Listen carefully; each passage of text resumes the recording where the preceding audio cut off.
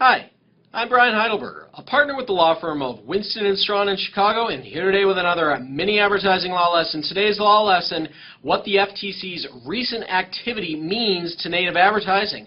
But first, what the heck is native advertising? Brian, are you telling me that I have to learn something new on my lunch break? How dare you?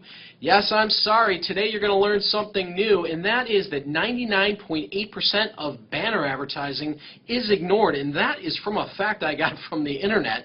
But because of that, the advertising industry decided they needed to come up with something new, and that's native advertising. Think of advertorials. Think of branded entertainment or product placement. These are ads which are intended to blend in with a website to make the advertising less intrusive and more interesting to read.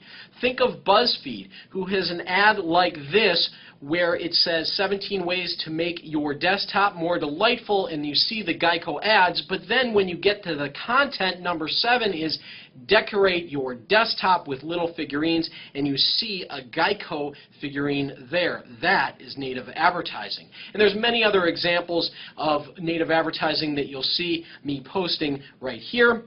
But let's talk about now what this means. Well, there hasn't been any law per se on native advertising, so we need to analogize from other things. The FTC has had recent activity which I think can provide us good guidance, and this is in the area of search engine and search type advertising. In 2002, the FTC had given guidance telling people you need to make it clear when it is paid advertising and not organic search results. And recently in June 2013, the FTC has again made that point and sent letters to a number of websites saying, listen, you've been slacking off on your distinguishing between paid advertising and organic results, and we want you to pay more attention.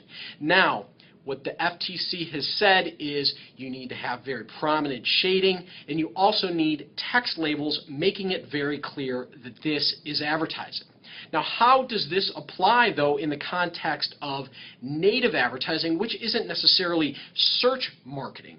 Well, the FTC, in a competitive news publication for advertising, recently is quoted as saying, regardless of context, consumers should be able to tell what's an advertising pitch and what's not. And that struck me as really strange. Is that saying that in native advertising, every native ad has to have a text label and some sort of shading? So I called Mary Engel, who is the woman from the FTC who is quoted, and she said, no, in fact, the news publication cut off the next sentence of her quote, which was, that is, unless the fact that the message is advertising is not material in a given context.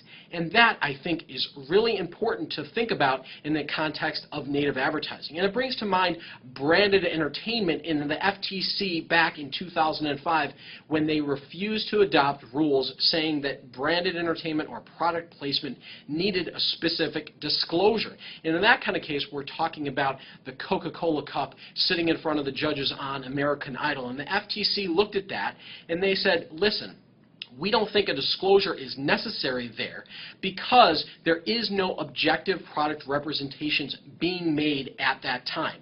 To the extent there is, a disclosure would be potentially necessary. But in most branded entertainment and product placement situations, there is no objective representation. And I think we can think about that for native advertising. If we're talking about just a placement like we saw in the Geico Gecko, well, then maybe no disclosure is more than the ad itself is really necessary because there no objective product representations are being made, and so disclosures aren't triggered.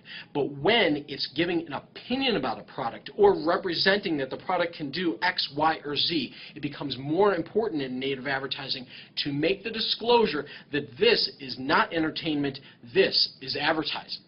Now, how do the FTC's guides for testimonial endorsements apply here? We saw a couple years ago the FTC said that in the context of social media, if it's a paid-for opinion being given, you need to have a disclosure such as #sponsored or something of that nature. Well, the same could be applied to native advertising. But again, it goes back to what I was saying before. If it's not an opinion, well then it's not an endorsement governed by the FTC's Guides for Testimonials and Endorsements. And in that kind of situation, no disclosure is probably required.